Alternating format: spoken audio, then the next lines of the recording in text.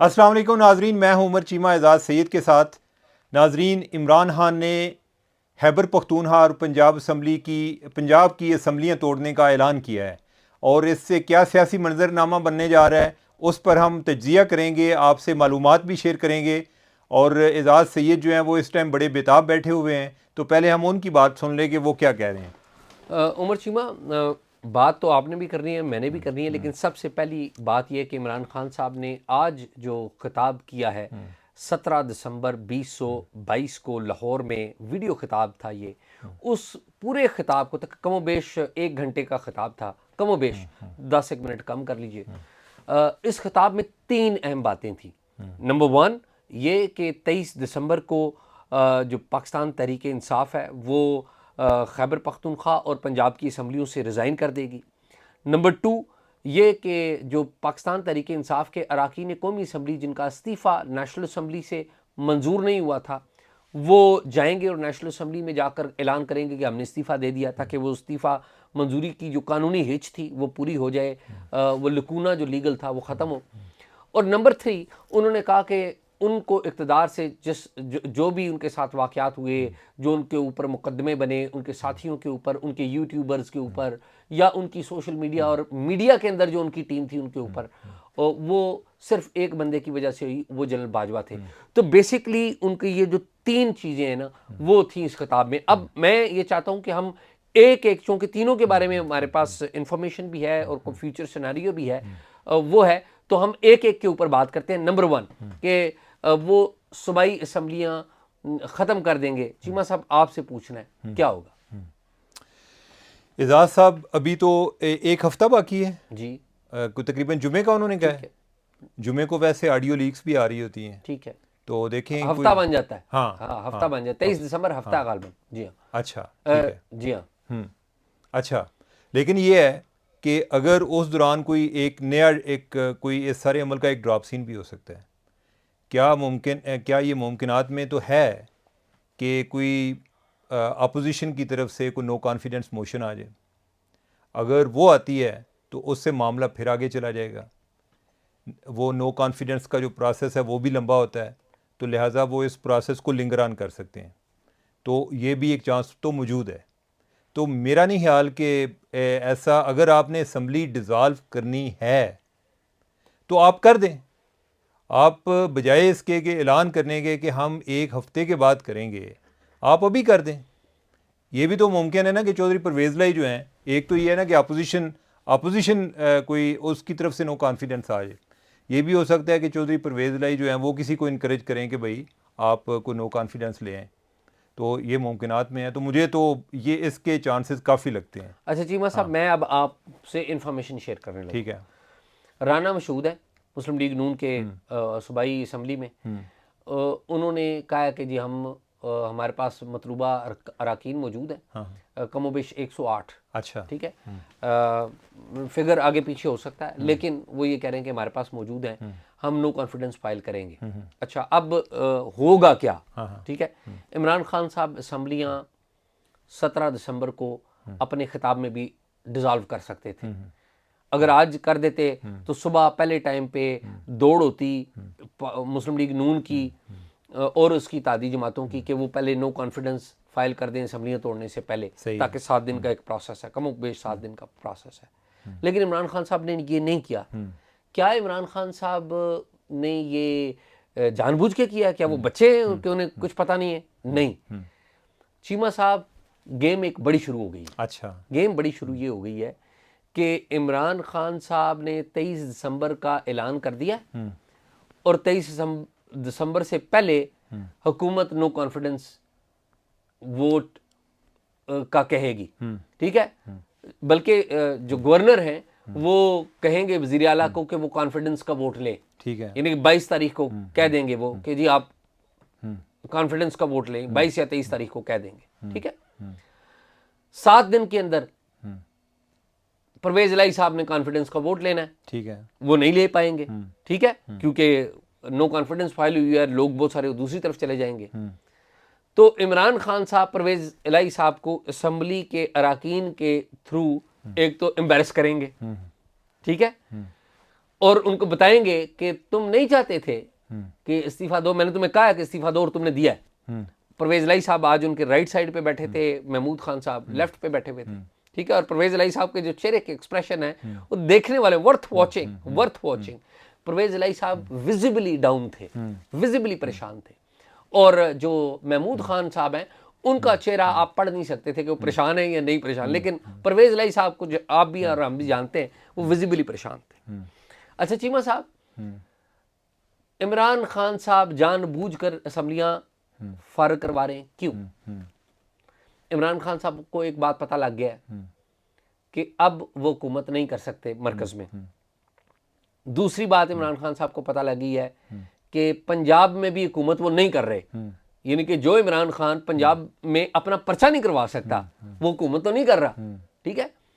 तीसरी बात इमरान खान साहब की, जो उन्होंने कहा कि जी मैं टांग पे मेरी जख्म लगा हुआ है और मैं निकल नहीं सकता। चीमा साहब, मैं अगेन आपको मालूमात दे रहा हूँ, उनकी एहलिया ने कहा हुआ कि आपने घर से नहीं निकलना।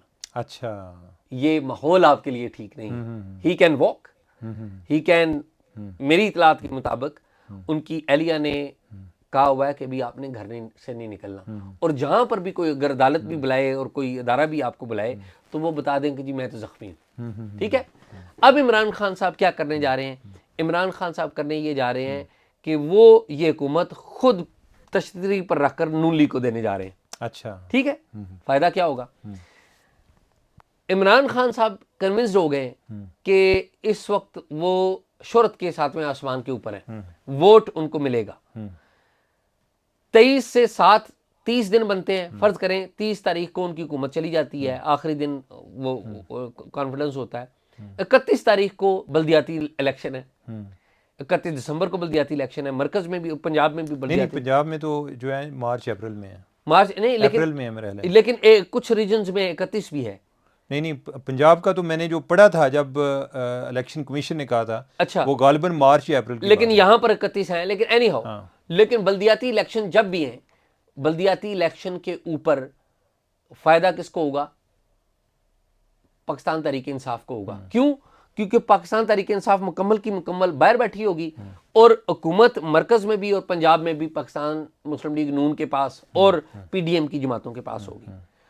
जब हुकूमत इनके पास होगी तो ये गलतियां करेंगे और इमरान खान साहब बैठ के उन गलतियों का इंतजार करेंगे कि हुकूमत का जो अंडरस्टैंडिंग है एस्टेब्लिशमेंट से वो ब्रेक हो और इमरान खान साहब अपनी पॉपुलैरिटी को लेकर दोबारा एस्टेब्लिशमें के पास जाएं कि मैं तो आपके साथ मिल के चलने के लिए तैयार हूं और मुझे दोस्त समझे, मुझे दुश्मन ना समझे। साथ ही साथ 2 रोज़ पहले राजा आतिफ जुल्फकार साहब हमारे दोस्त हैं, न्यूज़ टू यू यूट्यूब चलाते हैं, उनकी ऑर्गेनाइजेशन है। उन्होंने एक खबर दी कि परवेज इलाही साहब जो हैं वो पिंडी में आए थे और किसी से मिल के गए हैं। मतलब ये है कि परवेज इलाही के जरिए, मेरा जहां पर आप ये समझ रहे हैं ना कि परवेज इलाही बिल्कुल परे हो गए हैं इमरान खान से, ऐसा नहीं है। मेरा ये ख्याल है कि परवेज इलाही साहब पिंडी में किसी से भी मिले हैं, ये मेरा ख्याल है, मालूमात नहीं है, वो इमरान खान साहब को बताकर मिले। और मुझे जहाँ तक अंडरस्टैंडिंग है, इमरान खान साहब को भी पता है कि परवेज इलाही साहब इस्टेब्लिशमेंट के अलावा रह नहीं सकते, तो इमरान खान साहब ने भी इजाज़त उन्हें दी है और वो मिले हैं। और उनके मिलने का फ़ायदा क्या है कि इमरान खान साहब की इस्टेब्लिशमेंट के साथ जो दूरियां हैं वो कम होंगी। तो पहली बात जो मुझे अंडरस्टैंडिंग हुई है कि वो पंजाब में नून लीग आ जाएगी। नून लीग के बाद जो नून लीग को और इस्टेब्लिशमेंट को भी इस बात की मेरे ख्याल में एक अंडरस्टैंडिंग थी या खौफ था कि जी ये नवाज शरीफ साहब आने की तैयारियां कर रहे हैं उधर से लंदन से, तो ये तो पीटीआई वाले तो उसको गिरफ्तार कर लेंगे नवाज शरीफ साहब को, तो फिर क्या होगा, फिर एक नया क्राइसिस हो जाएगा। तो मेरे ख्याल में इमरान खान साहब ने ये सीबीएम किया है, किसके साथ? इस्टेब्लिशमेंट के साथ, नून लीग के साथ नहीं। तो ये सीबीएम कर लिया है इमरान खान साहब ने। हमें ये लग रहा है कि वो बल्कि नहीं, सीबीएम क्या है? सीबीएम ये है ना कि उन्होंने रास्ता साफ किया है। नहीं, रास्ता क्या, यानी कि वो एस्टेब्लिशमेंट के रास्ते में रुकावट बने हुए थे, वो पीडीएम की गवर्नमेंट के रास्ते में रुकावट बने हुए थे। नहीं तो सीबीएम, अगर वो पीडीएम की गवर्नमेंट आ जाती है, एजाज ये जो हम बातें कर रहे हैं ना, असल में सियासत में कल का नहीं पता होता कि कल क्या होने जा रहा है। नहीं चीमा साहब, इसमें मैं लाइन एक मुकम्मल कर लूं फिर आपका फ्लोर आपका। बात यह है कि इमरान खान साहब की नज़र किस पे पर है। सबसे पहले तो हमें ये वाज़ह कर लेंगे इमरान खान साहब का टारगेट क्या है। इमरान खान साहब का टारगेट है कि जनरल इलेक्शन में ज़्यादा, पहले तो ये है कि जनरल इलेक्शन में हिस्सा ले सकें वो, क्योंकि लीगल चैलेंजेस हैं। दूसरा ये है कि जनरल इलेक्शन में वो इतने ज़्यादा वोट या नंबर्स ले सकें, मेंबर्स ले सकें कि वो यहाँ पर भरपूर तरीके से इक़्तिदार में आ सकें। ये उनका टारगेट नंबर 1 और 2 है। इस टारगेट के ऊपर उन्हें मसला कहाँ से है? उन्हें मसला आप समझते हैं कि पीडीएम की गवर्नमेंट से है? नहीं है उन्हें मसला पीडीएम की गवर्नमेंट, उन्हें मसला एस्टैब्लिशमेंट से है। उन्हें पता है कि अगर एस्टैब्लिशमेंट ने अपना न्यूट्रल का ऐलान रख के सबको खुल दे रखी कि वो जो मर्जी करें, और अदलिया को भी इस बात का इशारा है कि इमरान खान साहब से इस्टेब्लिशमेंट से अच्छे ताल्लुकात नहीं, तो अदलिया तो वही फैसला देगी, ठीक है, और इलेक्शन कमीशन भी वही फैसला देगा, तो क्या होगा? इमरान खान साहब का नुकसान। तो to my understanding Imran Khan साहब ने ये एक पता खेला है और बड़ी स्मार्ट मूव की है। ये ऐसा नहीं है कि इमरान खान साहब को ये नहीं पता, इमरान खान साहब को सारी चीज़ें पता है और ये जानबूझ के मूव नहीं वो ठीक है, यानी कि उनको सारी चीज़ें पता है, लेकिन एजाज जो सिचुएशन होती है ना, हालात, आप उसके साथ खेल सकते हैं। ठीक बात। नताइज के आते हैं, वो जरूरी नहीं कि आपकी मर्जी के हो। जी जी बिल्कुल। अब ये है कि ये है इलेक्शन ईयर। ठीक बात। ठीक है। अब जब इलेक्शन ईयर है, आप इमेजिन करें कि अगर पीडीएम वाले पंजाब में गवर्नमेंट बनाने में कामयाब हो जाते हैं। अब इस टाइम पंजाब की पता है क्या सूरत हाल है? मुझे बाकी इलाकों का नहीं पता, मुझे गुजरांवाला डिवीजन का आइडिया है, या अब जो एक नई गुजरात डिवीजन बन गई है उसकी बात कर लें। उसमें जगह जगह पे सड़कें वो सारी तोड़ी हुई हैं। किस लिए तोड़ी हुई हैं? कि हमने जो है ना डेवलपमेंट काम कराना है। ठीक। आप ज़रा तसव्वुर करें कि इस दौरान गवर्नमेंट जो है वो पीडीएम के पास चली जाती है। ठीक है। वो जो फंड है वो तो पीडीएम लगाएगी। ठीक है। ठीक है। वो जो है उनको डाइवर्ट करेगी, या उन्हीं अगर कॉन्स्टिट्यूएंसी में लगाती है, ठीक है, तो वो किसके नाम पर जाएंगे? वो पीडीएम के नाम पर जाएंगे। ठीक है। ठीक बात। दूसरा ये है कि वो ब्यूरोक्रेसी अपनी ले आएंगे। ठीक है। जब अपनी ब्यूरोक्रेसी ले आएंगे, अब इलेक्शन ईयर में उन्होंने लोगों को रिलीफ देना है। ठीक। अब ये देखें कि उन्होंने मरकज लेवल पर काम शुरू किया है कि जिस तरह ये लैपटॉप स्कीम आ गई है, जो कोई जो बेरोज़गार नौजवान हैं उनके लिए कर्जे का ऐलान हो गया है, या इसी तरह चलें, यानी कि ये इंटरनेशनली मार्केट में तेल की कीमत कम हुई है, लेकिन जब लोगों की तरफ से अवाम को गालियाँ पड़ती हैं तो वो भी गवर्नमेंट को पड़ती हैं, और अगर रिलीफ मिलेगा तो वो भी, उसका भी क्रेडिट जो है वो गवर्नमेंट को जाएगा। ठीक है। तो असल में मुझे जो लगता है ना वो ये है कि ये जिस तरीके से खान साहब ने पॉपुलैरिटी गेन की हुई है, उनको ये आइडिया है कि इसको ज़्यादा देर इसको तूल देना मुश्किल काम होगा। ठीक। तो इसलिए उनके पास जो पते हैं ना वो यही हैं कि टाइम अभी उनके पास है, लेकिन जो जो वक्त गुजरता जाएगा वक्त उनकी तरफ नहीं रहेगा। ठीक है। अब वो खेल तो रहे हैं, आगे उसके नताइज क्या आते हैं मुझे नहीं आइडिया। बिल्कुल ठीक है। तो लिहाजा ये चीज़ें देखने वाली हैं। बिल्कुल ठीक। नहीं कि वो, इसमें कोई शक नहीं कि इमरान खान एक अच्छे स्ट्रेटजिस्ट हैं, और वो हर सूरत को, हर सिचुएशन को अपनी फेवर में लाने में के माहिर हैं। कि आप कोई भी ऐलान कर दें, गवर्नमेंट कोई भी ऐलान कर दे, तो इमरान खान, अगर उसमें कोई रिलीफ का एलिमेंट होगा या उसमें रिफॉर्म का एलिमेंट होगा, तो इमरान खान कहेंगे जी कि ये हमारा तो बड़ा पुराना मुतालबा था। ठीक है। गवर्नमेंट जो कर रही है ये हमारे मुतालबे को ही आगे लेकर जा रही है, तो इनको और इस तरह के काम करने चाहिए। तो लिहाजा वो उन अपने जो एक लोग हैं उनको इस तरीके से वो पैसिफाई करेंगे कि ये कोई चीज़ जो है ना असल में हमारे क्रेडिट में जाती है। उमर, मैं ना आपकी बात को आगे बढ़ाते हुए आपकी काउंटर आर्ग्यूमेंट दे रहा हूँ, मालूम एक हिस्टोरिक रेफरेंस के तहत। अगर जो वोट हैं वो रिलीफ, अवामी रिलीफ से हासिल किए जा सकते, तो 2008 जनवरी में जो इलेक्शंस हुए थे तो परवेज़ इलाही साहब को सबसे ज़्यादा वोट मिलने चाहिए। ठीक है। नहीं मिले। परवेज़ इलाही साहब जब जनरल मुशर्रफ के दौर में वज़ीर आला पंजाब से सबसे ज़्यादा काम हुआ इस पे। लेकिन एजाज जो परवेज़ इलाही हैं और नवाज शरीफ में फ़र्क तो है ना। मैं उमर बात अर्ज़ कर लूँ कि वज़ीर आला पंजाब का नवाज शरीफ ने नहीं बनना। नहीं बनना, लेकिन यह है कि अगर इस सूरत हाल में नवाज शरीफ वापस आ जाते हैं, जी वो कोई अपने वोट बैंक को विन बैक करने की कोशिश तो करेंगे ना उमर। बिल्कुल। जो परवेज़ इलाही है ना, उन्होंने नो डाउट के उन्होंने अपना जो 5 साल में उन्होंने काफ़ी काम कराए हैं, लेकिन उनके साथ जो एक चीज़ थी ना वो जनरल मुशर्रफ थे। ठीक बात। ठीक है। अब ये है कि शहबाज शरीफ का अगर आप मुआवजना कर सकते हैं परवेज़ इलाही के साथ, ठीक है, नवाज शरीफ का मुआवजना आपने इमरान खान के साथ करना है। इसमें कोई शक नहीं है कि इमरान खान एक पॉपुलर लीडर हैं, लेकिन एट द सेम टाइम अभी नवाज शरीफ जो है वो तो खामोश बैठे हुए हैं। ठीक बात, ठीक है, ठीक बात। वो अगर वापस आते हैं, वो फील्ड में जाते हैं तो क्या सिचुएशन होती है पंजाब की, ये वक्त बताएगा। बिल्कुल ठीक तो बात। लिहाजा मेरा ख्याल है कि आप इसको ज़रा अगर इस तरह रिकॉल करें कि जब पंजाब से उन्होंने 15 सीटें जीती थी, 15 सीटें जीती थी, तो उस टाइम की लगता था कि इनका कोई जवाब नहीं रहता। ठीक बात। लेकिन उसके बाद वो इतनी देर उन्होंने टाइम विन किया ना, ठीक बात। तो जो टाइम विन करेंगे उनके पास रिलीफ की जो गुंजाइश है वो भी बनती जाएगी। ठीक है उमर, अल्लाह करे ऐसा हो, जो इकोनॉमिक इशारी हैं वो ना तो ऐसा बता रहे हैं ना तारीख ऐसी बता रही है। अल्लाह करे ऐसा हो, अगर वो आते हैं तो वो भी आएँ, ये आते हैं तो ये भी आएँ, लेकिन मुझे ऐसा लगता नहीं है। मुझे लगता है कि इमरान खान साहब गेन करेंगे और गेन किया उन्होंने। जो बबल था उनका वो डैमेज हुआ है, इसमें कोई डाउट नहीं कि उनका बहुत ज़्यादा बबल था। आज से आप अगर 2 महीने पहले की बात करें ज़्यादा था, अभी कम है। अब जो है ना, इसके साथ आप आगे भी देखें, अब चीज़ें जो हैं एक कॉन्सिक्वेंशियल फेज में जा रही हैं, एक नतीजा कुन फेज में जा रही हैं। ठीक बात। और वो क्या है कि उन पर जो बने हुए केसेस हैं, जी हाँ। और उसमें मुझे इस टाइम जो सबसे अहम लग रहे हैं वो 2 केसेस हैं। एक वो टीरियन वाला और दूसरा जो इधर सेशन कोर्ट में उनका वो तोशाखाना वाला केस चल रहा है ना। अगर उसमें वो नहल हो जाते हैं तो उनके लिए बड़ी प्रॉब्लम होगी। अच्छा। और अगर वो जेल में चले जाते हैं, ठीक है, ये जरा ज़हन में रखिएगा कि जब वो पंजाब में नहीं थे तो उधर से उनके लिए बंदे निकालना मुश्किल हो गए थे। ठीक बात। ठीक है, तो लिहाजा जिसके पास पावर होती है उसके पास अपने अपने उसके हरबे भी होते हैं। ठीक बात है, ये ठीक बात है। लेकिन एनी हाउ, अगला जो पॉइंट है वो है नेशनल असम्बली से इस्तीफों का।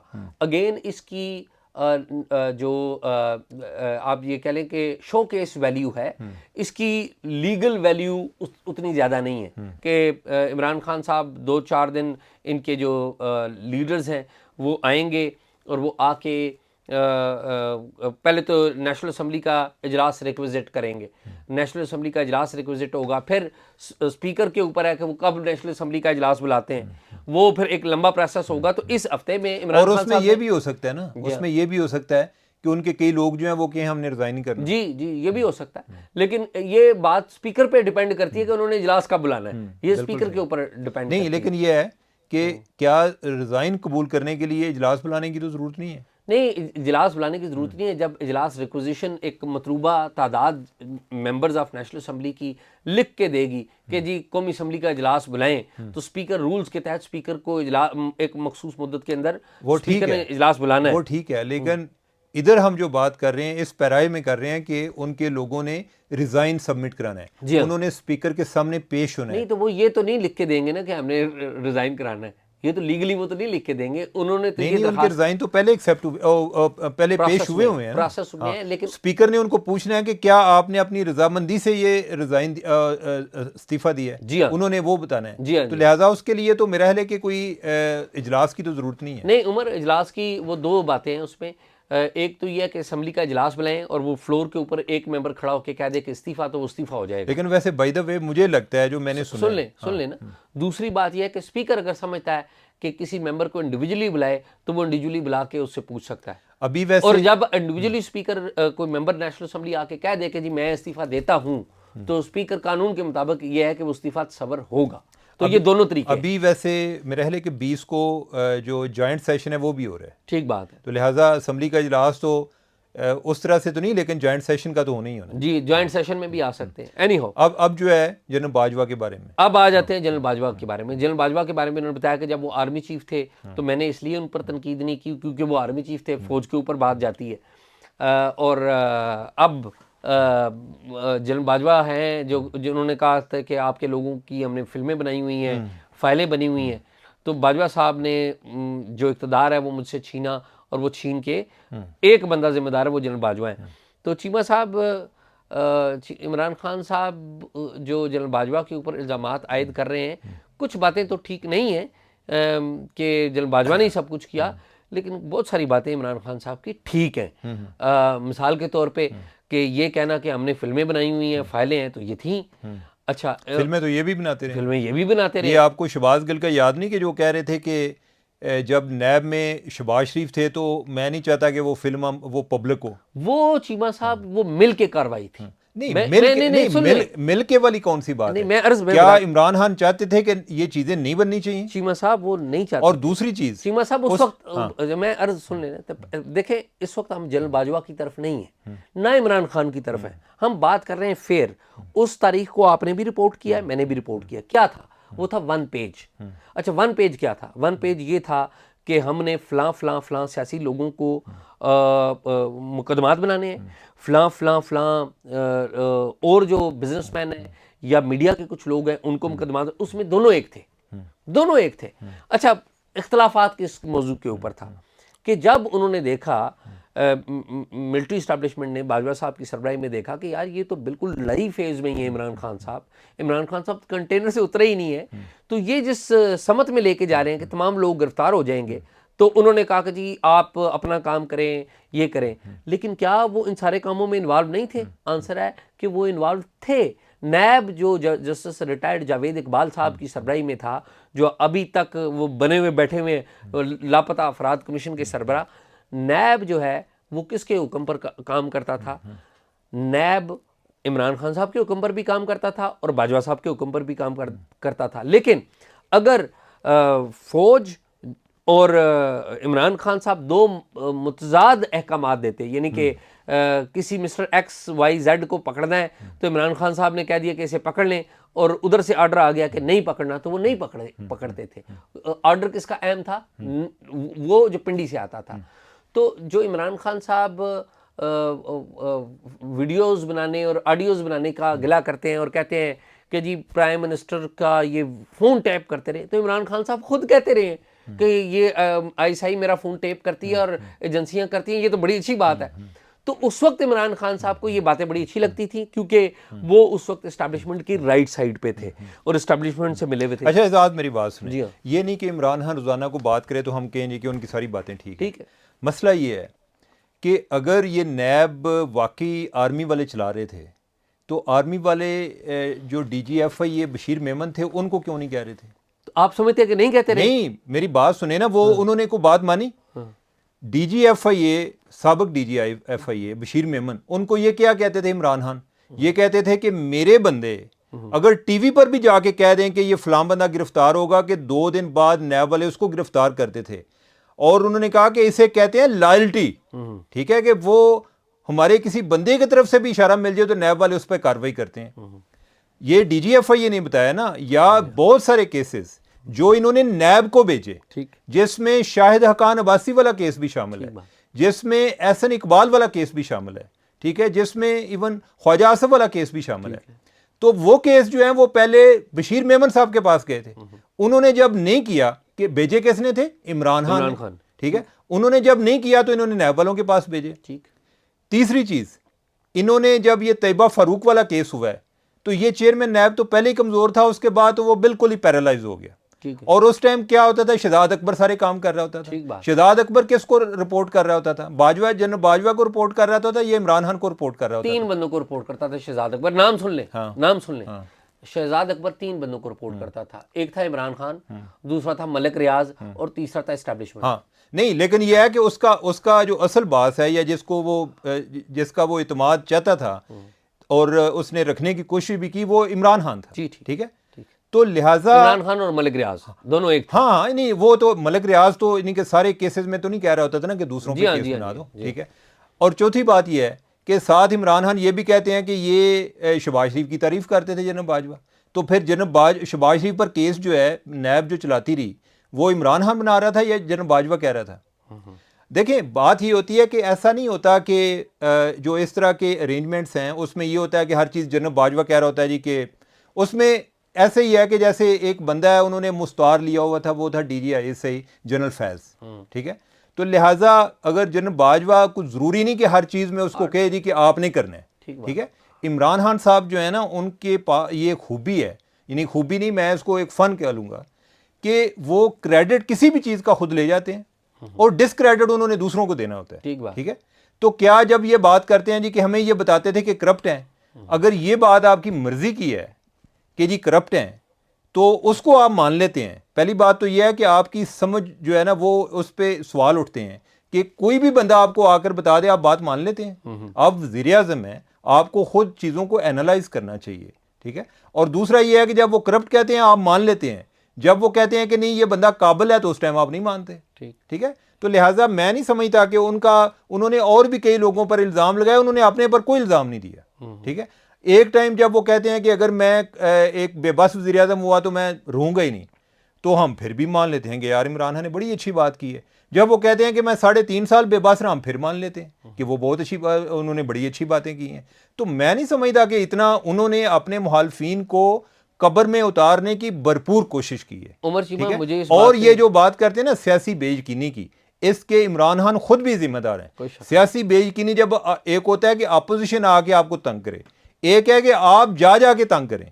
आप जो है कोई भी बंदा आप पर बात करता है तो आप चाहते हैं कि ये बंदा अंदर होना चाहिए, ठीक है। जब ये बशीर मेमन को कहते थे कि मेरे साथ चलना मोहम्मद बिन सलमान का, मैं दिखाऊंगा कि उधर कोई बंदा बात नहीं कर सकता, तो इनके क्या एक विजन क्या था, ये क्या चाहते थे, इधर यो इस तरह की जमहूरियत चाहते थे? उमर, आप तो बशीर मेमन की बात करते हैं, अंसार अब्बासी साहब ने एक खबर दे दी, बिल्कुल, और अंसार अब्बासी की एक खबर के ऊपर इन्होंने ऑर्डर इमरान खान साहब ने जारी किया कि ना सिर्फ अंसार अब्बासी को जंग द न्यूज़ से निकाले, बल्कि ये अखबार भी बंद करें और जियो भी बंद करें। और वो ऑर्डर किसके जरिए आ रहा था?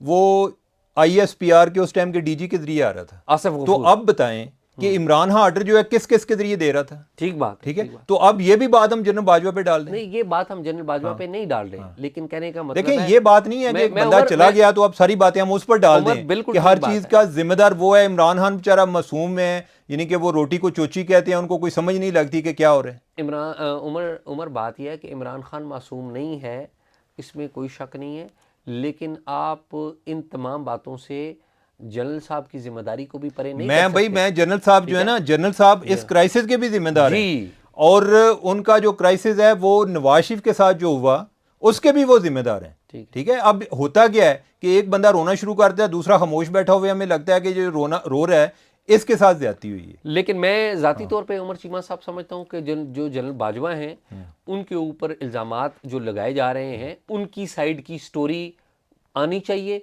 और उनकी साइड की स्टोरी में यार वो अगर वो मैं ये कहता हूँ, मैं ये अर्ज करता हूँ कि उन्होंने कुछ स्टोरी बयान करने की कोशिश भी की, नहीं, लेकिन अपने अलविदाई खिताब में। लेकिन मैं आपको बताऊं कि अगर जनरल बाजवा की अगर आप बात करते हैं तो जनरल बाजवा कहते हैं जी कि मैंने कोई केस नहीं कहा कि ये बनाए, इमरान खान ने बनाते रहे हैं। वो कहते हैं जी कि मैंने सिर्फ एक केस बनवाया, और वो आर्मी के हवाले से, वो आपको याद है कि जो एक बंदा जो एक मेजर जनरल रिटायर्ड थे और उसके बेटे ने कोई एक्सटेंशन के बाद सब जो लेफ्टिनेंट जनरल्स हैं उनको लेटर लिखे थे एक्सटेंशन के वाले, वो कहते हैं जी कि वो मैंने बनवाया, और वो था आर्मी के बारे में।